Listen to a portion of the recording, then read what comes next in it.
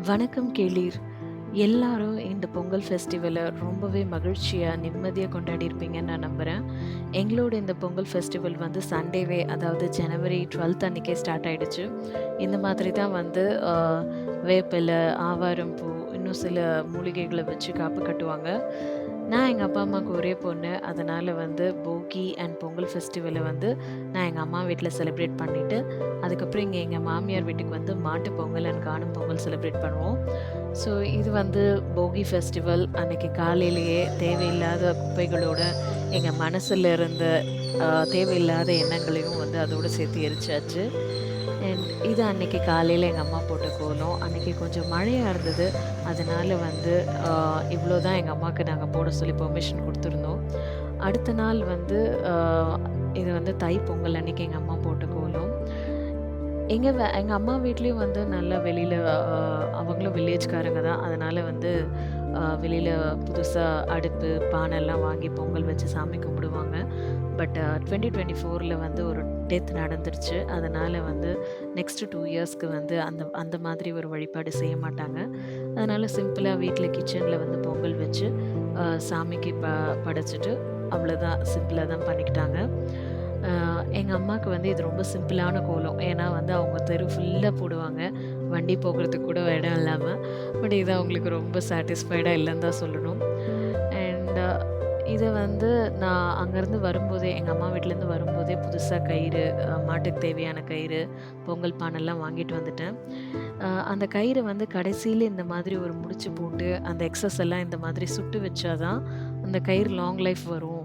பிரிஞ்சு போகாது அப்படின்னு சொன்னாங்க. அந்த வேலைய தான் இப்ப பார்த்துட்டுருக்காங்க. இது வந்து எங்க வீட்டு பக்கத்துல புதுசா கட்டியிருக்கிற ஐயப்பன் கோயில்ல மகர ஜோதி வழிபாடு பண்ணாங்க. அத தான் நீங்க இங்க பார்த்துட்டுருக்கீங்க. அந்த படி பூஜைய தான் நீங்க பார்த்துட்டுருக்கீங்க. நம்மள மாரி லேடீஸ்க்கெல்லாம் சபரிமலை போய் பார்க்க முடியாது. அதனால இந்த மாதிரி லோக்கல்ல இருக்கிற ஐயப்பன் கோயில்ல நடக்கிற பூஜைகள பார்த்து தான் நம்ம மனசு திருப்திப்பட வேண்டியதா இருக்கு. இத நடத்துறதுக்குன்னே வந்துட்டு கேரளாலேருந்து சாஸ்திரிகள் வந்திருந்தாரு. ரொம்ப ச நல்லாவே பண்ணி குடுத்துட்டு போனாரு. அடுத்த நாள் காலையில வந்து எங்க செல்லங்கள இந்த மாதிரி வந்து குளிக்க வச்சு, அவங்கள புது கயிறுலாம் மாத்தி விட்டு, அ அ கலர் பவுடர்லாம் பூசி, நல்லா வந்து அவங்கள ஹாப்பியா வச்சுக்க ட்ரை பண்ணோம். பட் என்ன பச்சை தண்ணீல தான் குளிக்க வச்சோம். கொஞ்சம் குளிரும் போல இருக்கு. அதான் பார்க்குறீங்க எவ்வளோ அழகா ஃபேஷன் பரேட்ல நிக்கிற மாதிரி அழகிங்க என்னமா நிக்கிறாங்க பாருங்க. இதுதான் நான் வந்து பொங்கல் பானை புதுசா வாங்குனது. எவ்வளோ கலர்ஃபுல்லா நல்லா இருக்கு இல்லைங்களா? அதுக்கப்புறம் இந்த மாதிரி சாணியில 9 பிள்ளையார புடிச்சு வச்சு, இந்த மாதிரி பாத்தி கட்டி, அதில அ இந்த பால், தயிரு, கோமியம் இதெல்லாம் வந்து ஊத்தி, நடுவுல ஒரு வாழைப்பழம் நட்டு வைப்பாங்க. அது ஏதோ ஃபன்னியா வந்துட்டு அ வீட்ல இருக்கிற அ ஆம்பளைங்க வந்து அந்த பழத்த வாயில கவ்வி எடுக்கணுன்ட்டுலாம் ஒரு ஃபன் ஈவெண்ட்லாம் இருக்கும். பட் அது எங்க வீட்ல யாரும் பண்ண மாட்டாங்க. ஸோ சென் அ பொங்கல வந்துட்டு ப சாமிக்கு படைச்சுட்டு, எங்க வீட்டு செல்லங்களுக்கு ஊட்டி விடுறாங்க. ஆக்சுவலி என்னன்னா, நம்ம வருஷம் ஃபுல்லா இந்த மாதிரி நம்ம செல்லமே சாப்பிடுன்னு சோறு ஊட்டினா பரவால்ல. வருஷத்துல ஒரு நாள் இந்த மாரி பண்றதுனால ஏன்னா நம்ம பெரும்பாலும் மருந்து தான் இந்த மாதிரி ஃபோர்ஸ் பண்ணி குடுப்பாங்க.